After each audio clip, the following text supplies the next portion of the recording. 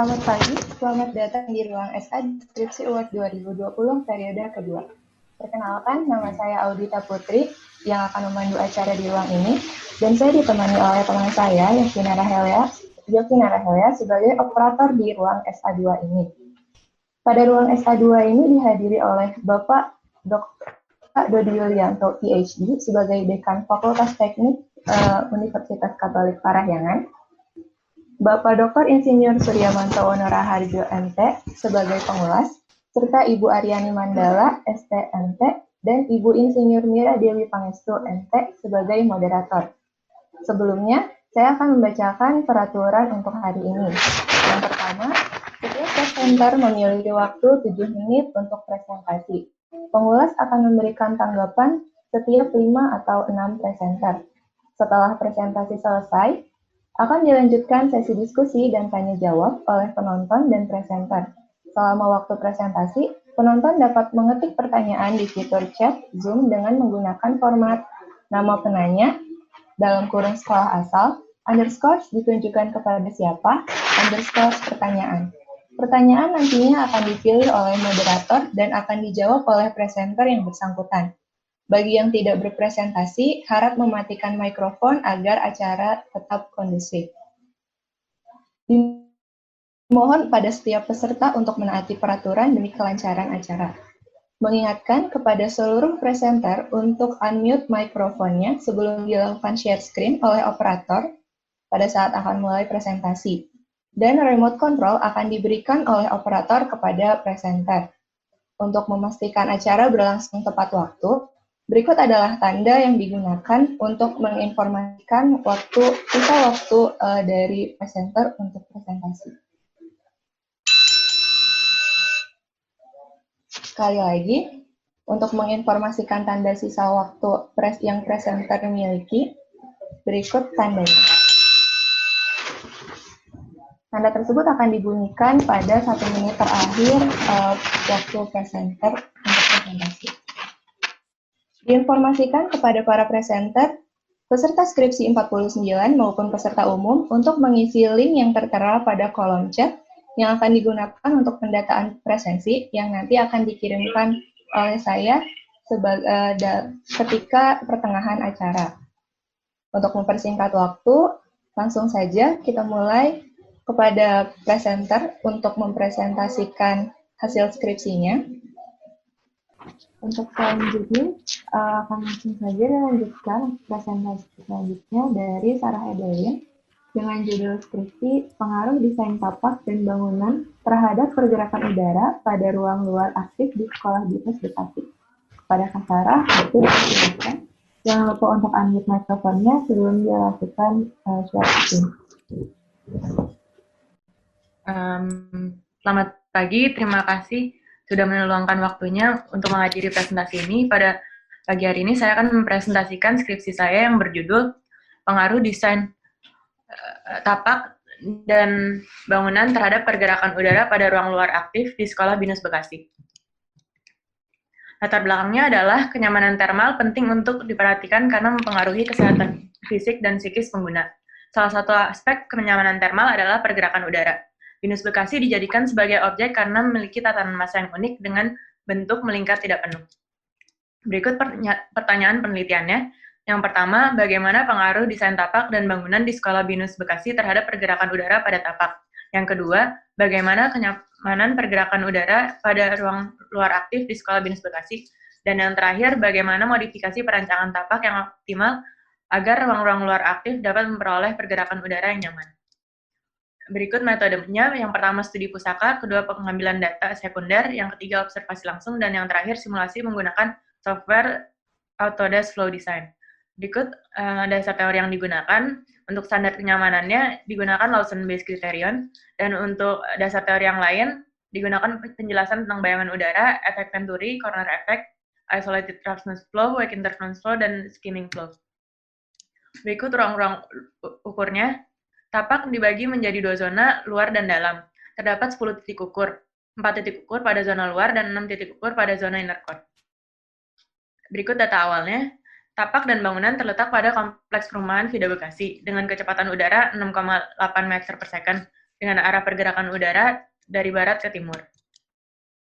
Berikut data awal dari bangunan dan tapaknya. Terdapat 5 masa dengan perbedaan ketinggian. Masa A sendiri memiliki perbedaan ketinggian antara bangunan TKSD dan SMP SMA. Bangunan TKSD ditunjukkan dengan warna pink sebelah sini dan SMP SMA pada bagian warna kuning sebelah sini.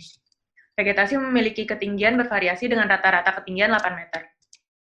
Berikut analisis dari pertanyaan penelitian pertama. Simulasi dilakukan secara vertikal dan horizontal. Data horizontal disimulasikan pada 4 ketinggian, 1,3, 4,8, 8,3, dan 11,8 meter. Berikut hasilnya, bagian inner core merupakan bagian bayangan angin dari masa A. Kecepatan udara di zona luar lebih besar daripada pada bagian zona inner core. Luas area bayangan udara semakin tinggi, semakin besar kecepatan udaranya. Tatanan massa yang berdekatan dengan celah-celah sempit di antaranya memiliki dampak negatif terhadap ruang-ruang di sekitarnya, karena efek Venturi dan corner effect. Selain itu disebabkan oleh adanya pergerakan udara yang tidak teratur akibat beberapa sumber masuk udara yang berbeda-beda. Temuan yang didapatkan adalah jika dibandingkan pergerakan udara pada masa melengkung tidak sepenuh ini dan masa U pada teori Butet berbeda. Berikut perbedaannya. Pada bentuk massa U di teori Butet, udara terletak pada kebalikan dari arah datangnya udara. Namun, pada bentuk bangunan melingkar tidak penuh, bayangan udara terletak pada celah terbuka lingkaran. Bayangan udara berbentuk olakan melingkar dengan panjang bayangan sebesar jari-jari massa tersebut. Berikut pengaruh vegetasinya. Pengaruh vegetasi pada tapak berbeda-beda pada setiap ketinggian. Pada ketinggian 1,3 meter, vegetasi tidak menyebabkan banyak bayangan udara. Di antara 1,3 sampai 8 meter, daratan vegetasi yang tegak lurus menghalangi udara dan menyebabkan bayangan udara, sedangkan daratan vegetasi yang sejajar menyebabkan efek Venturi. Pada ketinggian 8 meter, vegetasi tidak lagi memberi pengaruh terhadap pergerakan udara. Pergerakan udara vertikal disimulasikan pada 6 sisi tapak. Berikut hasilnya. Pagar tidak memberi pengaruh yang signifikan karena ukurannya yang kecil dan letaknya yang berdampingan dengan vegetasi. Udara yang masuk ke tapak cenderung bergerak ke atas akibat vegetasi, lalu melewati massa bangunan dan masuk ke area inner core dengan pola pergerakan laminar. Untuk pengaruh massanya, pada potongan A, E, dan F, massa memberikan pengaruh yang tidak signifikan. Pada potongan B, C, D, massa mengalami pergerakan udara mengalami isolated roughness flow dan wake interference flow. Berikut analisis kedua dari pertanyaan pengaruh tatanan massa dan vegetasi terhadap pergerakan udara pada ruang luar aktif. Dari seluruh ruang luar aktif yang diujikan, terdapat 5 ruang luar aktif yang masih di luar batas kenyamanan termal, yaitu drop-off TKSD, lapangan utama, kolam renang, selasar lantai 2, dan selasar lantai 3. Berikut modifikasi yang telah direncanakan dan berikut hasilnya. Dari antara 5 ruang tadi masih terdapat 2 ruang yang di luar batas kenyamanan. Berikut kesimpulannya. Yang pertama, tatanan massa C membagi tapak menjadi 2 zona, luar dan zona inner core yang menciptakan pola pergerakan udara yang berbeda. Kecepatan udara pada zona luar jauh lebih tinggi daripada zona inner core. Perbedaan ketinggian dan jarak antara massa mempengaruhi pergerakan udara antar massa menciptakan wake interference flow dan isolated roughness flow. Vegetasi sangat berpengaruh terhadap pola pergerakan zona luar, namun tidak terpengaruh pada zona inner core. Untuk pagar tidak mempengaruhi pola pergerakan udara. Yang kedua, pergerakan udara pada tapak berbeda dengan pergerakan udara pada massa U teori Butet, baik dari segi arah pergerakan udara maupun panjang bayangan udara. Yang ketiga, dari 10 ruang terdapat 5 ruang yang belum memiliki kecepatan udara yang nyaman, 3 di zona luar dan 2 di zona inner core. Yang keempat, modifikasi dilakukan dengan penataan ulang vegetasi menimbang efektivitas dan kemudahan realisasi. Dari 5 ruang, masih terdapat 2 ruang yang memiliki kecepatan udara sedikit lebih tinggi dari batas nyaman. Sarannya bagi perancang untuk memperhatikan penentuan jarak dan ketinggian massa bangunan. Jarak antar massa bangunan diusahakan kurang lebih sama dengan ketinggiannya. Ruang luar aktif lebih baik diletakkan di area leeward massa dan vegetasi untuk mengurangi kecepatan udara berlebih. Dan yang terakhir, untuk memperhatikan perletakan vegetasi berderet. Karena perletakan vegetasi berderet yang searah akan meningkatkan kecepatan udara, Sebaliknya, perletakan vegetasi yang berdarat arahnya tegak lurus dan menghambat pergerakan udara dan menciptakan bayangan udara. Sekian, terima kasih. Terima kasih Kak Sarah atas presentasinya. Semoga informasi yang dapat disampaikan dengan baik. Untuk selanjutnya, akan dilanjutkan kepada Ardisti Syafira Putri dengan judul makalah skripsi Pengaruh Tatanan Masa Bangunan, Desain Bukaan, dan Ruang Dalam terhadap Efektivitas Pencahayaan Alami dalam Ruang Kelas Sekolah BINUS Bekasi. Pada Kak Ardisti, waktu dipersilahkan. Jangan lupa untuk unmute mikrofonnya sebelum dilakukan share screen. Selamat pagi semuanya. Saya Ardi Syafira Putri. Hari ini akan menjelaskan skripsi saya yang berjudul Pengaruh Tatanan Masa Bangunan, Desain Bukaan, dan Ruang Dalam terhadap Efektivitas Pencahayaan Alami dalam Ruang Kelas Sekolah BINUS Bekasi.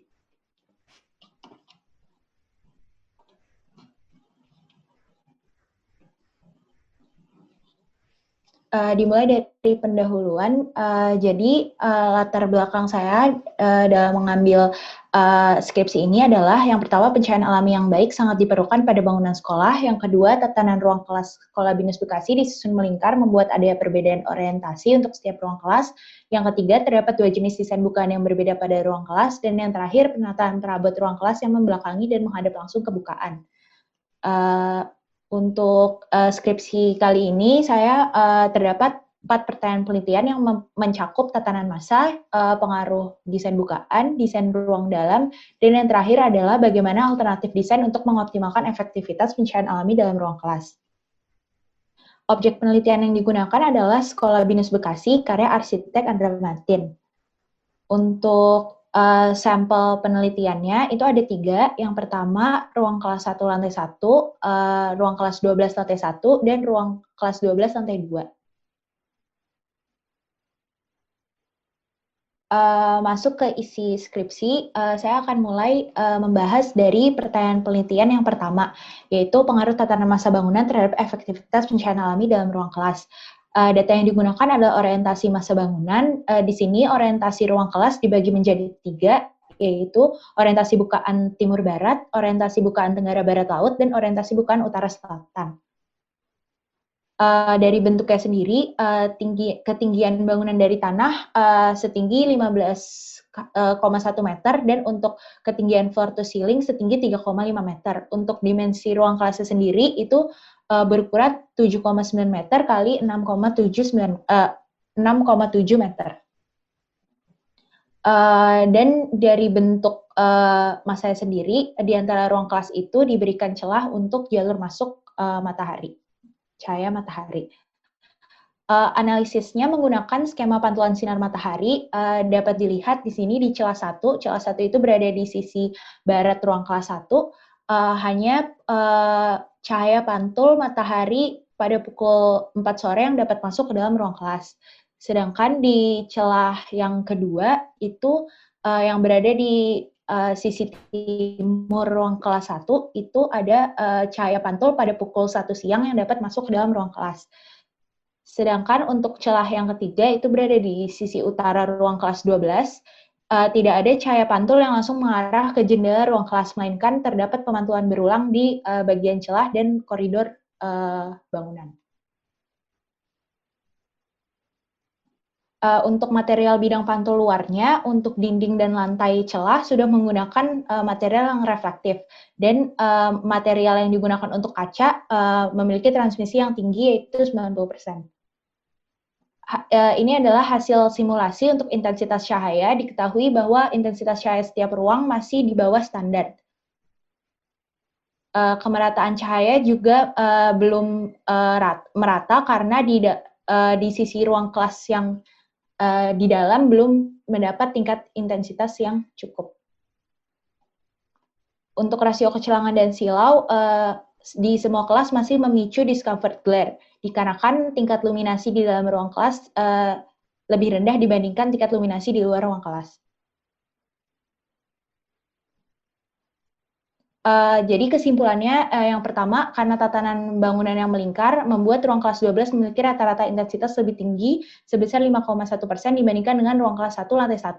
Dengan perbedaan tinggi 3,5 meter, tingkat intensitas cahaya rata-rata pada ruang kelas 12 lantai 2 4% lebih besar dari ruang kelas 12 lantai 1. Untuk kemerataan cahaya sendiri, di ruang kelas 12, 7,6% lebih tinggi dari rasio kemerataan cahaya kelas ruang kelas 1, lantai 1. Hal ini disebabkan karena pemantulan yang terjadi pada celah bangunan membuat kuat intensitas cahaya ketika masuk ke dalam ruang kelas menjadi kecil. Untuk pengaruh desain bukaan, dari data ada 2 desain bukaan yang berbeda. Ini adalah desain bukaan jenis 1, terdapat 2 bukaan di kedua sisi dinding, dan bukaan jenis 2 hanya ada di satu sisi dinding saja.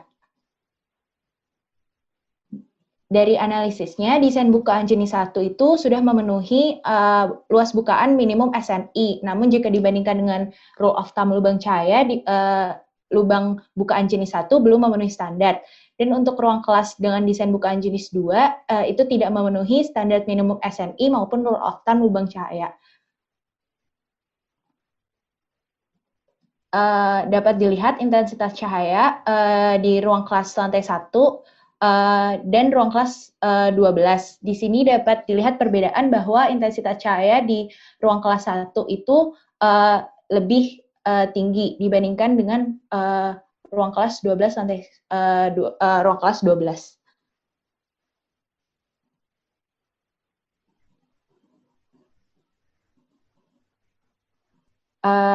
Ya, ini kesimpulan pengaruh desain bukaan dengan perubahan dimensi bukaan sebesar 54,45% pada ruang kelas 1, maka tingkat intensitas dalam ruang tersebut naik sebesar 200%. Dan untuk perubahan dimensi bukaan sebesar 206,92%, ruang kelas 12 lantai 1 dan 2 membuat tingkat intensitas cahaya di dalam ruang kelas naik 12 kali lipat.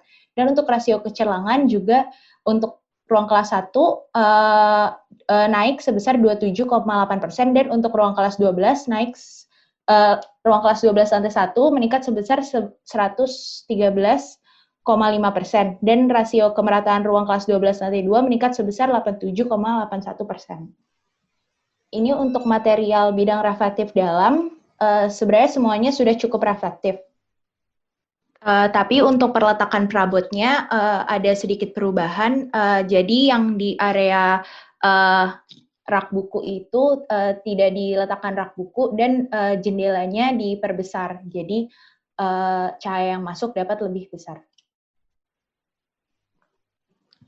Jadi kesimpulan untuk desain ruang dalam, perletakan rak buku di antara bukaan tinggi dan rendah membuat cahaya yang masuk melalui jendela atas terpantul ke arah plafon. Maka intensitas hanya berhenti di dekat bukaan cahaya. Untuk kemerataan cahaya, dikarenakan pemantulan yang bertubi-tubi di dekat lubang cahaya, akhirnya cahaya tersebut tidak dapat menyebar masuk ke dalam ruang kelas. Dan untuk silau, karena papan tulis yang membelakangi lubang cahaya membuat siswa yang sedang memperhatikan ke arah papan tulis merasakan discomfort glare. Ini adalah alternatif desain bukaan dari hasil analisis skripsi saya. Bukaan atas diperbesar, dan untuk ruang kelas 12 lantai 1 dan 2 ditambah bukaan di dinding seberangnya. Dan ini adalah alternatif desain ruang dalam dari hasil analisis skripsi saya. Papan tulis diubah menjadi di belakang dinding. Terima kasih. Ya, terima kasih kepada Kak Ardisya atas presentasinya. Semoga dapat bermanfaat ilmunya. Untuk selanjutnya, kepada presenter nomor 9, Sarah Rifani Aulia dengan judul skripsi Pengaruh Lubang Cahaya dan Bidang Pantul terhadap Kenyamanan Visual Penonton Stadion Akustik Gelora Bung Karno, Jakarta. Kepada Kak Sarah, waktu dipersilahkan, jangan lupa untuk unmute mikrofonnya sebelum dilakukan share screen. Selamat siang semuanya. Skripsi saya berjudul Pengaruh Lubang Cahaya dan Bidang Pantul terhadap Kenyamanan Visual Penonton Stadion Akuatik Gelora Bung Karno. Jadi lokasinya ada di Stadion Akuatik, merupakan stadion hasil renovasi untuk Asian Games oleh Dramatin. Lokasinya di sini. Jadi ada penambahan atap, bisa dilihat di gambar yang sebelah kanan. Ini garis atapnya yang garis putus-putus hitam. Ada satu kolam renang di utara yang tidak ternaungi oleh atap. Lalu ada kolam renang loncat indah, kolam utama, dan kolam polo air itu semua ternaungi atap. Ini potongan dan tampaknya bisa dilihat ada atap yang tidak stabil bentuknya. Lalu ini ada pertanyaan penelitian yang akan saya rangkum dalam kesimpulan. Masuk ke standar pencahayaan yang saya gunakan, itu menggunakan standar oleh BREEAM, di mana stadion akuatik harus memiliki faktor langit 2% di dalamnya. Sebelum melakukan analisis data, saya melakukan penentuan jangkauan penelitian dulu. Ada 5 poin yang saya tentukan. Yang pertama, area duduk penonton yang saya tentukan, itu area duduk penonton yang menghadap ke kolam renang loncat indah dan kolam renang utama saja. Lalu untuk menentukan ketinggian titik ukur, itu menggunakan sudut pemaparan cahaya matahari atau besar sudut yang dibentuk oleh pertemuan dua garis pandang maksimal. Jadi melalui sudut ini, penonton di seberang akan bisa melihat cahaya matahari langsung atau cahaya langit. Berdasarkan sudut pemaparan cahaya, saya menemukan bahwa ketinggian 5,5 meter itu menjadi median karena memiliki sudut pemaparan cahaya terhadap lubang cahaya di seberangnya yang terbesar. Lalu ada 6 titik ukur, di mana ada 3 di timur dan 3 di barat. Lalu untuk menentukan tanggal dan bulannya, saya menentukan berdasarkan mencari orbit matahari yang tegak lurus stadion akuatik dari timur ke barat, itu tanggal 21 Maret. Dan waktu yang saya tentukan itu ada 7 waktu yang signifikan, yaitu 2 waktu di pagi dan sore untuk ketika cahaya matahari jatuh ke area duduk penonton langsung, ke area duduk penonton dan kolam renang, hanya kolam renang saja, dan ketika cahaya langit maksimal. Masuk ke analisis datanya.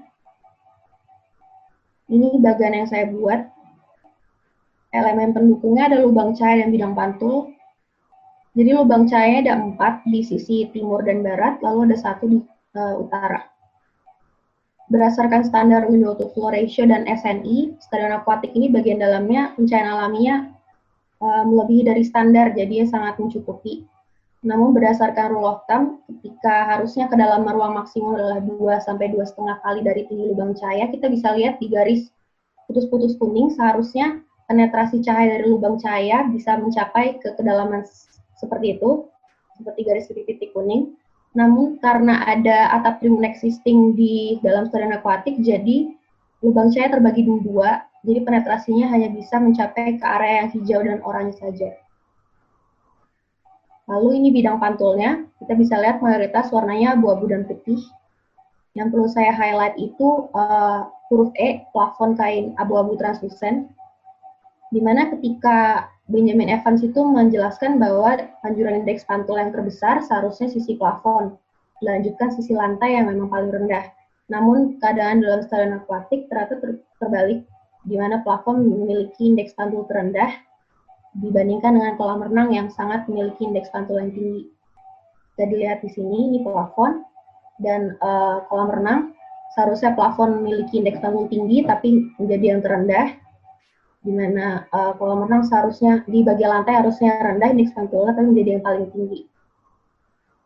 Masuk ke perjalanan cahaya, berdasarkan sudut pemaparan terhadap titik ukur barat dan timur, bisa dilihat di garis-garis ini. Jam 6.30 dan jam 7 itu menghasilkan silau karena cahaya matahari langsung dan cahaya pantulan dari kolam renang langsung menuju ke titik ukur sisi barat. Sedangkan pukul 17 dan 17.30 kebalikannya itu menghasilkan silau akibat cahaya langsung dan pantulan untuk titik ukur sisi timur. Untuk kuantitasnya, saya menghitung berdasarkan Velux daylight factor dari 4 ketinggian pengukuran di stadion akuatik itu 2 dari 4 pengukuran tidak mencapai 2%. Dan berdasarkan ketinggian titik ukur di 5,5 di atas permukaan kolam renang, 5 dari 6 titik ukur tidak memiliki standar daylight factor yang sesuai dengan standar. Sehingga inilah gradasinya, ketika semakin dalam dan semakin ke bawah di lokasi titik ukurnya, itu akan semakin rendah daylight factornya, semakin tidak mencapai standar. Lalu untuk kualitas pencahayaan alami jam 7.30, jam 12, dan jam 16.30 memiliki kemerataan cahaya. Bisa dilihat di sisi area penonton barat dan timur itu tidak memiliki perbedaan warna yang signifikan. Lalu berdasarkan arah pandang ke arah kolam renang dan lubang cahaya tiap titik ukur, ini standarnya. Bisa dilihat yang garis biru itu batas standar rasio silau. Di hampir di semua waktu pengukuran ada silau, namun untuk titik ukuran berbeda-beda dan pada waktu yang berbeda-beda juga. Masuk ke kesimpulan untuk menjawab 4 pertanyaan penelitian saya. Untuk efektivitas, tadi berdasarkan standar window to floor ratio sangat mencapai standar, namun berdasarkan rule of thumb tidak dapat mencapai standar karena ada atap tribun existing. Pengaruh semakin besar sudut pemaparan cahaya matahari, maka akan semakin lama durasi pemaparan cahaya matahari langsung dan semakin besar kemungkinan suatu titik merasakan kontras dan silau. Pengaruh posisinya, ini kita bisa lihat jam 7 jam 17 itu karena ada cahaya matahari yang langsung ke kolam renang, itu lebih merata pencahayaan dibandingkan jam 12. Jadi kolam renang memiliki pengaruh yang besar. Lalu kelima lubang cahaya berperan dan bidang pantul juga memiliki performa yang berbeda. Lalu berdasarkan temuan ini, saya menentukan mencari solusi untuk meningkatkan nilai persentase faktor langit atau daylight factor. Itu mengubah plafon kain berwarna putih, bisa dilihat perbandingannya di gambar kiri dan kanan menjadi lebih terang. Lalu untuk meniadakan silaunya, memakai sun shading berbahan vinil di bagian luar lubang cahaya. Sekian, terima kasih.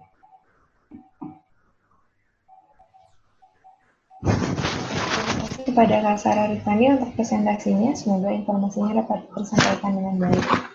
Untuk selanjutnya dilanjutkan kepada presenter kelas 10, yaitu Gregorius Vincent Sugian dengan judul makalah Kinerja Penggunaan Panel Green Wall pada Fasad Bangunan Terhadap Suhu dan Kelembapan Ruang Luar dan Dalam Bangunan. Kepada Kak Gregorius, waktu dipersilahkan, jangan lupa untuk unmute mikrofonnya sebelum dilakukan share screen.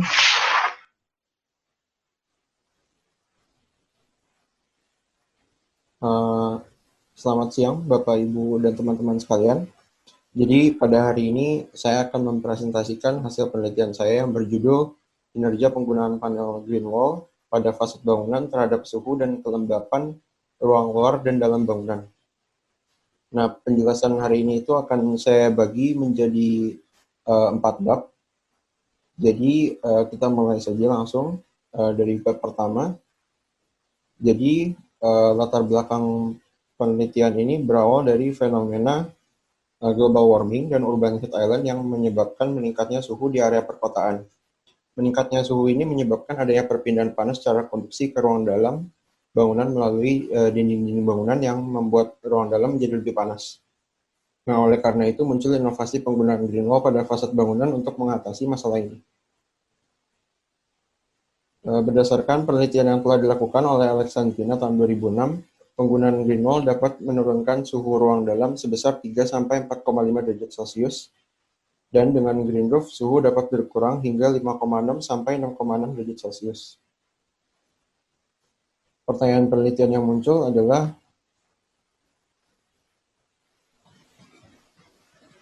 bagaimana kinerja green wall pada fasad bangunan sebagai buffer panas dalam menjaga suhu ruang dalam, dan bagaimana dampak penggunaan green wall terhadap kelembapan ruang dalam dan cara mengatasinya. Tujuan dari penelitian ini adalah untuk mengetahui kinerja dari green wall dalam menyerap radiasi panas sinar matahari untuk menurunkan suhu ruang luar dan dalam bangunan, dan mengetahui kelembapan yang dihasilkan dari penggunaan green wall terhadap kenyamanan ruang dalam beserta dengan cara mengatasinya. Manfaat dari penelitian ini adalah untuk menambah pengetahuan tentang green wall dalam pengaruhnya terhadap suhu dan kelembapan ruang luar dan dalam, dan mempromosikan green wall untuk lebih sering digunakan dalam desain arsitektur. Oke, berlanjut ke bab 3. Jadi metode penelitian yang saya gunakan pada penelitian ini adalah metode kuantitatif eksperimental, di mana saya membuat objek studi 1:1 sebagai objek penelitian saya, dengan alat ukur yang digunakan adalah WBGT Heat Meter Index, dan analisis yang digunakan menggunakan tabel dan grafik untuk melihat perbedaan suhu dan kelembapan dari masing-masing objek. Nah, jadi, objek studi yang saya gunakan dalam penelitian ini berupa maket ruang dengan ukuran 1x1 meter, di mana terdapat 3 buah maket ruang dengan perbedaan pada bagian fasadnya. Maket pertama memiliki fasad dinding aci plaster, sedangkan maket kedua memiliki fasad green wall panel yang ditempel pada dinding fasad. Dan maket ketiga merupakan double skin fasad panel green wall yang memiliki jarak 20 cm dari permukaan dinding. Nah, green wall yang digunakan pada penelitian ini merupakan dinding green wall yang berjenis panel sistem. Lokasi penelitiannya ini itu dilakukan di Jakarta Utara, tepatnya di lapangan komplek perumahan Muara Karang dengan suhu rata-rata berkisar antara 26 sampai 33 derajat Celcius dan kelembapan 60 sampai 90%. Oke, berlanjut ke bab 4. Jadi bila dilihat dari grafik yang pertama ini yang sebelah kiri, berdasarkan grafik temperatur udara ruang luar dan dalam antara maket studi dinding aci plaster dan maket green wall, terlihat bahwa perbedaan terbesar terjadi tepat pada jam 3 sore ketika matahari menyinari fasad ruang secara langsung, di mana pada maket green wall perbedaan suhu antara ruang luar dan dalam mencapai 2,3 derajat Celcius, sedangkan pada maket dinding aci plaster perbedaan hanya mencapai 1,3 derajat Celcius. Selanjutnya, ini ada perbandingan suhu dinding luar dan ruang dalam antara maket dengan green wall fasad dan dinding aci plaster. Bila dilihat dari grafik yang sebelah kiri, dapat terlihat bahwa dinding luar green wall dapat menurunkan suhu udara yang lebih besar, walaupun hanya sekitar 0,4 derajat Celcius. Dan bila dilihat dari grafik yang sebelah kanan, temperatur ruang dalam dengan green wall lebih rendah dan memiliki perbedaan suhu terbesar pada jam 3 sore, yaitu sebesar 1 derajat Celcius. Oke, berikut adalah perbandingan kelembapan ruang dan dinding pada maket dinding green wall dengan dinding aci plaster. Bila dilihat dari kedua grafik, dapat dilihat bahwa kelembapan udara selalu naik pada ruang dalam dibandingkan ruang luar, dan kelembapan ruang dalam pada maket green wall lebih tinggi dibandingkan pada maket dinding aci plaster. Nah, bila dilihat dari grafik antara dinding luar green wall dengan dinding aci plaster, dapat terlihat bahwa green wall pada fasad menaikkan kelembapan udara pada dinding luar dengan kenaikan rata-rata sebesar 3,2%, sedangkan pada ruang dalam kenaikan RH juga terjadi dengan rata-rata sebesar 2,27%. Oke, selanjutnya terdapat perbandingan antara maket dinding aci plaster dengan maket double skin fasad green wall. Berdasarkan grafik TA antara DSF green wall dengan dinding aci plaster, penurunan suhu terjadi lebih besar pada DSF green wall, terutama pada jam 3 sore, dengan perbedaan antara suhu ruang luar dan dalam sebesar 3,1 derajat Celcius, sedangkan pada dinding aci plaster, penurunan suhu hanya sebesar 0,9 derajat Celcius. Nah, berikut adalah grafik perbandingan TA ruang dalam dan dinding luar maket DSF green wall dengan dinding aci plaster. Temperatur udara pada ruang dalam DSF lebih rendah dibandingkan TA pada ruang dalam dinding aci plaster, terutama pada jam 3 sore dan jam 6 malam dengan perbedaan suhu sebesar 2,2 derajat Celcius pada jam 3 dan 2,5 pada jam 6 sore. Pada dinding luar, perbedaan suhu terbesar terjadi pada jam 3 sore, di mana suhu dinding luar DSF green wall lebih rendah 2,1 derajat Celcius dibandingkan suhu pada dinding luar aci plaster.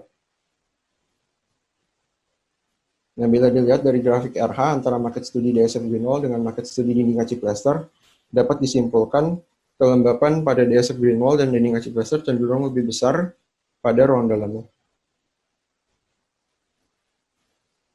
Pada grafik perbandingan RH pada DSF green wall dengan dinding aci plaster, grafik kiri menunjukkan bahwa RH pada ruang dalam pada DSF green wall sudah menunjukkan angka yang hampir sama setiap jamnya dengan RH pada ruang dalam dinding aci plaster. Pada dinding luar, kelembapan pada DSF green wall masih lebih tinggi dibandingkan dengan kelembapan dinding luar aci plaster dengan kenaikan rata-rata sebesar 2,37%. Oke, jadi kesimpulan dari penelitian ini adalah penggunaan green wall pada sisi barat dari suatu ruang mampu menurunkan temperatur udara ruang dalam. Penurunan suhu yang terbesar terjadi pada jam 3 sore dengan penurunan suhu sebesar 2,3 derajat Celcius antara dinding green wall dengan dinding aci plaster. Terus dinding green wall juga memiliki suhu yang lebih rendah dibandingkan suhu dinding aci plaster dengan selisih suhu sebesar 2,1 derajat Celcius. Nah, penggunaan green wall ini pada dinding ternyata benar mempengaruhi kelembapan ruang dalam dengan selisih kelembapan mencapai 2,27%. Masalah kelembapan yang sedikit tinggi ini ternyata dapat diatasi dengan penggunaan double skin facade green wall setelah adanya jarak antara dinding fasad bangunan dengan panel green wall. Penurunan suhu juga lebih besar pada dinding green wall, double skin facade green wall dengan suhu terbesar 3,1 derajat Celcius pada jam 3 sore. Nah, saran dari saya, penggunaan green wall ini sangat dianjurkan sebagai elemen untuk buffer panas pada fasad bangunan, sehingga tidak hanya berfungsi sebagai elemen estetis semata. Dengan begitu, penggunaan green wall dalam arsitektur akan jauh lebih fungsional dan bermanfaat. Dan terima kasih. Ya, terima kasih atas presentasinya, Pak Darius. Untuk selanjutnya, kepada Happy Andriani Nugroho dengan judul makalah skripsi Implementasi Double Skin Facade Adaptif di Metal terhadap temperatur udara dan temperatur radiasi ruang dalam dengan konteks iklim Kota Bandung. Kepada Kak Happy, waktu dipersilahkan. Jangan lupa untuk unmute mikrofon sebelum dilakukan share screen. Selamat siang, perkenalkan nama saya Happy Andriani Nugroho. Sekarang saya akan mempresentasikan tentang penelitian saya yang berjudul Implementasi Double Skin Facade Adaptif di Metal terhadap temperatur udara dan temperatur radiasi ruang dalam dengan konteks iklim Kota Bandung.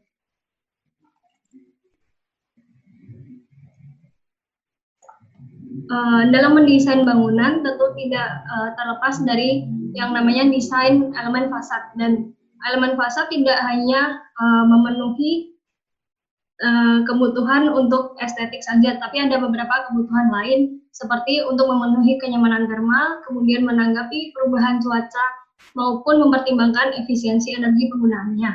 Dan elemen fasad ada banyak macamnya. Untuk penelitian ini dipilih double skin fasad adaptif dengan sistem penggerak yaitu berupa materialnya yaitu material bimetal.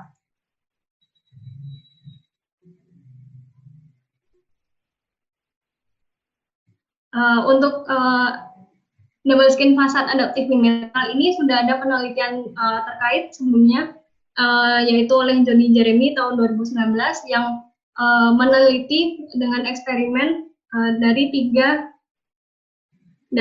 tipe double skin fasad, dan di double skin tersebut material bimetal ini berfungsi sebagai penggerak dari elemen sirip atau jadi material bimetal ini memiliki satu kemampuan yaitu memuai dan menyusut membentuk seperti lengkungan, dan kemampuan inilah yang dimanfaatkan untuk diterapkan sebagai penggerak dari elemen fasad. Dan pada penelitian terdahulu sudah terbukti bahwa material bimetal ini mampu membuka maupun menutup elemen sirip dari double skin fasad, yaitu ketika temperaturnya naik atau temperaturnya tinggi, maka elemen sirip itu akan dirotasikan menutup, sementara ketika temperatur rendah akan membuka dengan sendirinya. Dan dari penelitian tersebut dikembangkan sehingga dari penelitian ini akan dicari bagaimana implementasi dari double skin fasad tersebut, khususnya untuk tipe yang pertama yaitu tipe kotak ketika diterapkan pada bangunan.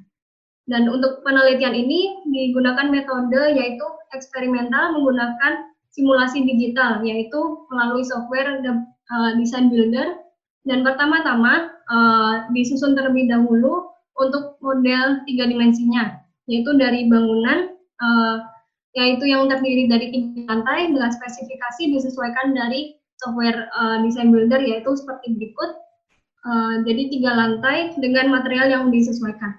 Lalu untuk fasadnya merupakan pengembangan dari penelitian terdahulu dengan 13 modul yang merupakan interpretasi dari hasil penelitian sebelumnya. Ya, hal ini mempertimbangkan dari keterbatasan software sehingga perlu disusun untuk masing-masing rotasi pada masing-masing temperatur. Jadi disusun 13 model dengan spesifikasi yang disesuaikan pada softwarenya, yaitu dengan elemen sirip, material metal cladding dengan material pusatnya aluminium window frame. Sementara material bimetalnya berada pada poros sebagai penggerak dari sirip yang berputar. Kemudian untuk penerapannya pada simulasi diterapkan pada 4 macam model, yaitu yang pertama adalah bangunan saja tanpa ada baskin fasad. Kemudian yang kedua adalah dengan ada baskin fasad dengan jarak peletakan 50 cm. Dan peletakan kedua adalah jarak 75 cm dan peletakan ketiga 100 cm. Untuk alur input data simulasi, pertama-tama menyusun layout, kemudian menentukan spesifikasi construction-nya, menentukan spesifikasi bukaan atau opening, lalu memilih simulasi. Untuk simulasi ini tanpa ventilasi buatan, itu menggunakan ventilasi alami saja. Kemudian dilanjutkan dengan simulasi dan menginput data untuk CFD atau Computational Fluid Dynamics. Lalu untuk proses dan output, yaitu dengan memulai kalkulasi CFD, kemudian menentukan display option, lalu ekspor sebagai kontur 3 dimensi dan kontur 2 dimensi, dan kemudian dijadikan data numerik, yaitu pada tabel berikut. Ini untuk simulasi pada bangunan tanpa double skin fasad, kemudian dengan double skin fasad dengan tipe peletakan 1, 2, dan 3. Sebagai berikut, lebih jelasnya adalah pada grafik berikut ini. Jadi dapat diketahui dari grafik berikut, yaitu untuk temperatur udara pada masing-masing lantai dengan masing-masing macam peletakan mampu menurunkan temperatur udara ruang dalam. Sementara untuk temperatur radiasinya terdapat sedikit perbedaan, yaitu untuk peletakan pertama yang berjarak 50 cm dari muka bangunan justru malah menaikkan temperatur radiasi. Bisa dilihat lebih jelasnya pada grafik berikut ini. Jadi ketika temperatur radiasi lingkungan berada pada 34,6 derajat Celcius dan seterusnya, justru terjadi kenaikan temperatur radiasi. Kemudian untuk dari hasil komparasi seluruh hasilnya belum mampu memenuhi temperatur udara maupun temperatur radiasi yang optimum. Dan nilai maksimum yang diperoleh adalah untuk temperatur udara adalah 4%, sementara untuk temperatur radiasi adalah 3,68%. Jadi dari penelitian ini dapat disimpulkan bahwa double skin fasad adaptif bimetal mampu menurunkan temperatur udara dengan perolehan terbesar, yaitu 4% untuk temperatur udara dan 3,68% untuk temperatur radiasi. Hal ini data ini diperoleh dari penggunaan double skin fasad pada jarak 100 cm. Dan perolehan temperatur dari penerapan ketiga peletakan double skin fasad yang telah diuji belum mampu memenuhi temperatur yang nyaman. Dan penerapan double skin fasad adaptif bimetal paling optimum adalah pada jarak 100 cm. Jadi sekian dari presentasi saya, terima kasih. Terima kasih untuk Kak Happy atas presentasinya. Semoga informasi yang ingin disampaikan dapat tersampaikan dengan jelas dan baik. Untuk selanjutnya, karena telah 5 presenter yang telah presentasi, untuk selanjutnya kepada Bapak Suryamanto Nuraharjo selaku pengulas pada ruang SA2, harap berikan review untuk kelima presenter sebelumnya. Kepada Bapak Suryamanto, waktu dipersilakan. Ya, baik, terima kasih dari MC ya. Kami sudah mendengarkan lagi ya 5 penelitian baru begitu ya di ini ya. Area studinya secara umum masih building performance ya. Building performance. Saya ingin mengurai sedikit begitu ya. Pendekatannya ada yang deskriptif, riset ya, menerangkan saja hasil-hasil penelitiannya begitu ya. Ada yang juga yang mengevaluasi, riset yang mengevaluasi begitu ya. Seperti tadi itu evaluasi pada gedung pergerakan udara di kampus BINUS ya, Bekasi, evaluasi ya. Kemudian artisti ya, itu untuk yang layout-nya, untuk ruang dalam begitu ya.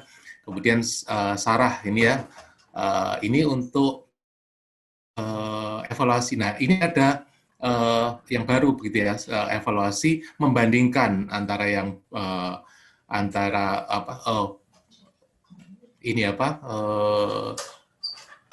membandingkan ya setelah penambahan atap sebelum dan sesudah begitu ada perbandingan. Nah, ini unik juga begitu ya. Jadi objeknya itu dilihat sebelum dan sesudah begitu ya.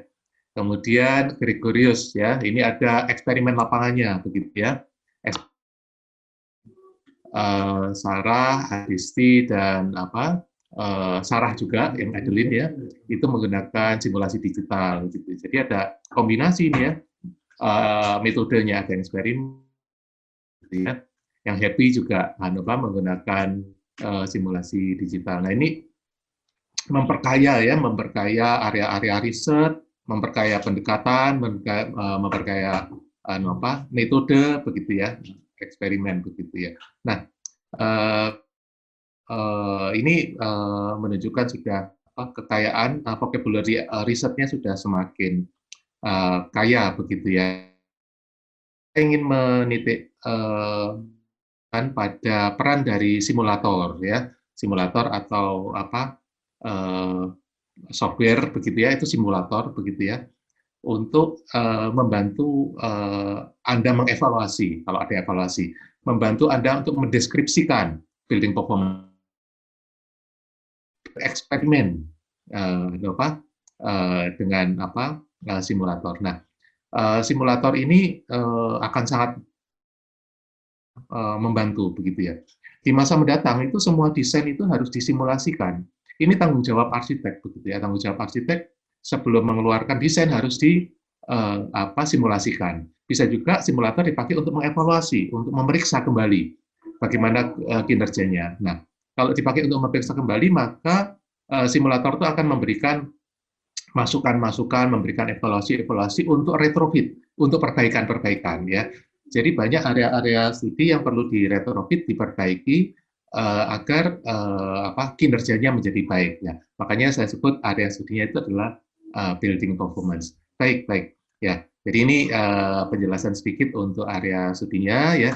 Untuk Sarah ya, ini kenyamanan thermal outdoor. Nah, ini topiknya menarik. Biasanya orang-orang membicarakan kenyamanan thermal indoor begitu ya. Ini outdoor begitu ya. Evaporative cooling begitu ya. Dengan angin begitu ya, kita merasa sejuk begitu ya. Nah, ini perlu kesimpulan-kesimpulannya perlu dipertajam ya. Bila sudah dipertajam ya, digeneralisir begitu ya untuk fitur-fitur outdoor begitu ya. Bila Anda menambah literatur review bagaimana kenyamanan outdoor itu isu-isunya apa saja begitu ya. Ini menjadi diskusi yang menarik begitu ya, dengan tambahan hasil simulasi Anda di BINUS begitu ya. Bagaimana kekayaan pengetahuan kenyamanan thermal outdoor ini dapat ditingkatkan gitu ya. Nah, jadi Anda wajib untuk menghubungkan dengan dasar sainsnya begitu ya. Dasar sainsnya kembali ya. Dasar teorinya, selain juga membahas dengan hasil-hasil pengetahuan yang sudah diberikan oleh orang lain begitu ya. Untuk evaporative cooling. Misalnya kalau angin di lorong yang terlalu kencang tuh evaporative cooling-nya berlebihan, kita tidak merasa nyaman gitu ya. Baik ya. Sarah begitu ya. Berikutnya ini artisti ya, akibat layout melingkar. Ini ada fenomena desain yang menarik ya. Fenomena desain ya, ruang-ruang kelasnya itu melingkar begitu sehingga ada lorong-lorong kecil ya. Untuk ini menarik ya. Ya, untuk unik begitu ya. Bagaimana indoor lighting, natural lighting itu dibahas begitu ya. Area studinya itu adalah ya natural lighting ya, indoor lighting, natural lighting. Ada 3 isu biasanya ya. Distribusi, pencahayaan, intensitas pencahayaan dan gangguan pencahayaan. Ini untuk environment-nya begitu ya. Ya. Jadi ini kalau misalnya dibahas rapi, distribusinya seperti apa, intensitasnya seperti apa, gangguannya seperti apa, begitu ya. Distribusi itu misalnya di daerah dekat jendela terang, kemudian agak jauh itu gelap, begitu ya. Ada kontras, begitu ya. Distribusinya tidak merata. Intensitasnya cukup atau tidak, begitu ya, untuk fungsi belajar, begitu ya. Gangguan, ya. Gangguan itu misalnya ada redup terang, begitu ya. Sehingga orang suka pusing begitu. Nah, serta ada area berikutnya yaitu kenyamanan visual. Nah, tadi ini banyak dibahas ya, seperti glare ya, discomfort glare, disability glare yang membutakan gitu ya. Dibahas pada ruang-ruang tersebut ya. Ini secara umum menarik ya. Visual environment ini sama besarnya dengan thermal environment begitu ya. Sama besarnya juga visual comfort juga sama besarnya area studinya dengan thermal comfort. Kalau lingkungan thermal sama kenyamanan thermal itu banyak hubungannya Pak energi begitu ya, sehingga dampak pada lingkungannya jauh lebih besar. Tapi ini dampak pada manusianya begitu ya. Nah, kita perlu mengangkat begitu ya fenomena-fenomena manusianya, misalnya ditambahkan misalnya produktivitas, kesalahan kerja, kelelahan melihat begitu ya. Itu akan sangat menarik begitu ya. Oke, artisti ya. Itu komentar saya. Kemudian Sarah Rifani ya. Evaluasi pada bangunan GOR ya, sebelum dan sesudah renovasi, analisisnya posisi matahari tadi ya, bisa dibahas pergerakan udara juga kalau jadi ini bisa diperkaya. Jadi uniknya penelitian itu satu objek itu bisa dibahas dengan berbagai topik begitu ya. Misalnya Sarah ini lighting-nya begitu ya, silaunya begitu ya. Bisa juga dilengkapi dengan pergerakan udara begitu ya. Pergerakan udara. Karena tertutup itu, karena Indonesia itu punya isu kelembapan ya. Apalagi tadi saya lihat ada kolam renang juga. Nah, itu ya. Jadi ada isu kelembapan, bagaimana pergerakan udara. Nah, konflik-konflik antara pergerakan udara dan silau itu juga penting begitu ya. Jadi ini bisa diteliti lebih elaboratif, lebih kolaboratif. Nah, bersama-sama begitu ya. Atau mengangkat misalnya dua faktor silau dan faktor aliran udara, kenyamanan. Udaranya mengalir lebih baik, tapi silaunya meningkat. Silaunya berkurang, tapi pergerakan udaranya, ventilasinya berkurang. Nah, ini kan ada konflik-konflik desain yang bisa diungkap kalau misalnya faktor dari penelitiannya itu ditambah silau plus kelembapan udara, begitu ya. Baik, ini tantangan buat generasi berikutnya ya. Generasi berikutnya skripsinya itu faktornya ditambah gitu ya, pencahayaan dan pergerakan udara dengan yang lain lagi nanti ya, kenyamanan visual versus kenyamanan thermal begitu ya. Jadi dikombinasi dua faktor begitu ya. Menarik ya, Sarah ya. Berikutnya Gregorius Vincent ya, efek green wall. Nah, ini yang menggunakan eksperimen model 1x1x1 dieksperimenkan, diukur begitu ya. Nah, ini memperkaya juga begitu ya, Gregorius ya. Jadi misalnya begini, Anda sudah mengukur lapangan, coba disimulasikan. Nah, kawan-kawan kan sudah punya simulator itu ya, simulasi. Nah, penelitian-penelitian di dunia itu bisa menggunakan 2 atau 3 model sekaligus. Model matematis, model fisik, model digital, begitu ya, 3. Tiga-tiganya dibahas karena masing-masing model punya kelemahan. Nah, dengan membahas ketiga model, menggunakan 3 model matematis, model fisik, eksperimen lapangan, dan eksperimen digital, ini bisa saling melengkapi, menutupi kekurangannya sehingga validitasnya bisa meningkat, kemudian hasil-hasilnya dapat lebih kuat ya, lebih dipercaya begitu. Hasil pengukurannya apa benar begitu ya, turun begitu pada pukul 3 sore tadi itu ya, apa benar. Nah, itu perlu validasi dengan pendekatan dengan model yang lain. Nah, begitu ya. Jadi ini memperkaya begitu ya. Kalau tadi saya sampaikan untuk Sarah tadi ya, pendekatan eksperimennya bisa dari model, bukan modelnya, topiknya itu bisa diperkaya, misalnya pencahayaan dan thermal, konfliknya ada, pencahayaan dengan akustik, dibuka terang tapi rame, ditutup hening, nyaman, audio, tetapi gelap begitu ya. Jadi konflik-konflik. Apalagi kok tiga, kalau tiga misalnya audial, thermal sama ya, kita menunggu ini peneliti-peneliti yang hebat ini ya, tiga sekaligus begitu ya. Objeknya sederhana tidak apa-apa begitu ya, tetapi mengungkap tiga hal tersebut begitu ya. Mengungkap, jadi memahami arsitektur lebih utuh begitu ya. Berikutnya ini happy ya, futuristik ya, adaptif bimetal, double skin fasad adaptif bimetal ya. Ide arsitektur, nah ini ya saya masa depan itu arsitektur yang hidup, arsitektur yang masa aktif begitu ya. Arsitektur yang pasif diam saja hari ini, besok lusa tetap saja pasif itu akan ditinggalkan. Jadi ke depan itu arsitektur itu hidup begitu ya, green wall begitu ya. Arsitektur yang ke depan itu aktif ya, bimet. Hidup ini Gregorius dan Happy ini arsitektur masa depan begitu ya. Kita harus beradaptasi merevolusi ya arsitektur begitu ya. Ke depan itu lebih hidup karena hidup ini lebih green ya, lebih bersahabat dengan lingkungan. Ada evaporasi, ada penyerap O2 begitu ya. Pendinginan ruangan sudah pakai dindingnya sendiri begitu ya. Nah, bimetal ini ya futuristik ya. Nah, tadi mungkin saya kelewat ya, teori bimetalnya disajikan nggak ya yang sama Happy ya? Nah itu ya, teori bimetalnya disajikan nggak ya? Tadi juga di chat ada pertanyaan ya, maaf tadi dari siapa tadi ya? Softwarenya apa ya gitu ya? Nah ini nanti mungkin MC bisa memfasilitasi pertanyaan yang ada di chat ya. Nah, bimetal ini teorinya bimetal itu dua metal ya logam yang berbeda, sehingga kalau kena panas sama dingin itu muai susutnya berbeda sehingga melengkung begitu ya. Nah, double skin begitu ya, menutup membuka begitu ya. Nah, jadi perlu teori dasarnya juga perlu disampaikan begitu ya untuk bimetal. Ini menjadi satu vocabulary arsitektur begitu ya. Vocabulary material arsitektur, smart material begitu ya. Nah, material berubah warna kalau kena panas, ada material berubah bentuk kalau kena thermal, ada yang